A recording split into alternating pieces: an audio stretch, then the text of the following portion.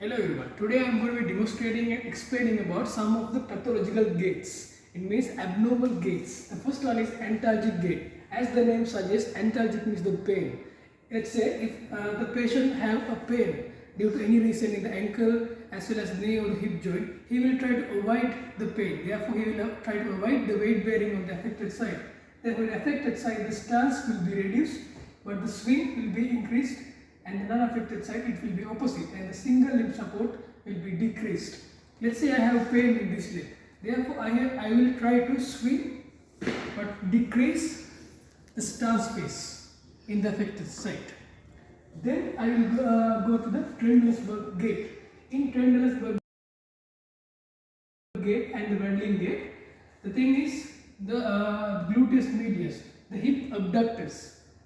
Let's say in my right side, one hip abductor is weak. If I lift the opposite side, the pelvis will drop to the opposite side. That is the waddling gait. Therefore, to compensate that, the patient will side flex the trunk to the opposite side like this. By using the hip hike, then the patient will be using the quadratus lumborum. And let's say my affected side is this one, and it means the abductor weakness is in my right side.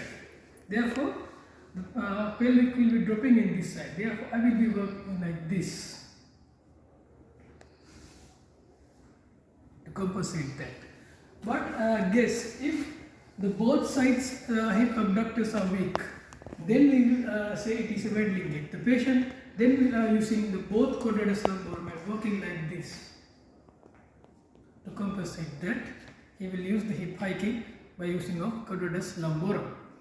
Then the Parkinson's gait. I am not going into detail about the pathology of the Parkinson's. In there, the patient will have a posture like this. The elbows are flexed and the knees side flexed, and also his COG, center of gravity, will shift to anterior side. Therefore, the patient will feel there's a fall in the anterior direction. Therefore, patient will take small stride length, step length, but he will move very fastly like this. Then the cadence is increased. That is the Parkinson's gait. Then the high stepping gait. In high stepping gait, that is the weakness of the dorsiflexors. The tibia is anterior; those muscles are weak or paralyzed due to the pathology in the deep peroneal nerve. That is the foot drop.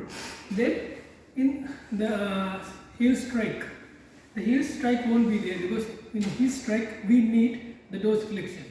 Therefore, the patient will do high step like this, more knee flexion to achieve that phase of the gait. And also the most importantly, we are doing hemiplegic or hemiparesis. Hemiplegia means there's a total paralysis. The hemiparesis means there's a weakness. Then the patient will use the circumduction gait. In circumduction gait, in the upper limb, the patient will assume posture like this. There is extension, adduction, and the medial rotation, as well as the elbows are extended, they are pronated, and wrist and the fingers they flex. As well as in the lower limb, there's extensor energy. In the upper limb, there is flexor energy, and lower limb, there is extensor energy. And extension, rotation, adduction, medial rotation, and then contraction and inversion. The patient will go like this. You may have seen in the stroke patients, the hemiparesis patients, you may have seen. The another thing is why the patient is going like this to clear the foot, because there is weakness in the iliopsoas, which is the hip flexors. To compensate that, the patient is using this posture. Usually, the patient is doing the pelvic hike using the quadratus lumborum. Then the other gaits are scissoring gait. Most importantly, we can see in the pediatric patients like in cerebral palsy. In there, the adductors are spastic. Therefore, adductors go like this, and their femur will rotate in the medial direction. And they will assume posture like this. And there is slight degree of knee flexion also, and also there is equine position of the foot also. Therefore, they will go like this.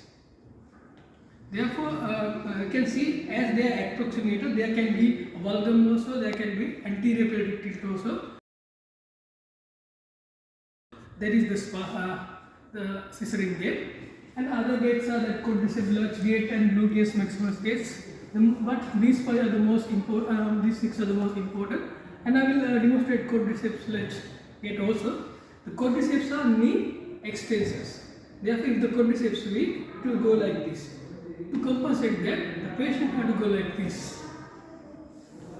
But if the patient's trunk extensors are weak, he had to use his hands to make it extend. That is the quadriceps gait. And I hope this video help you to understand the pathological gaits. And thank you.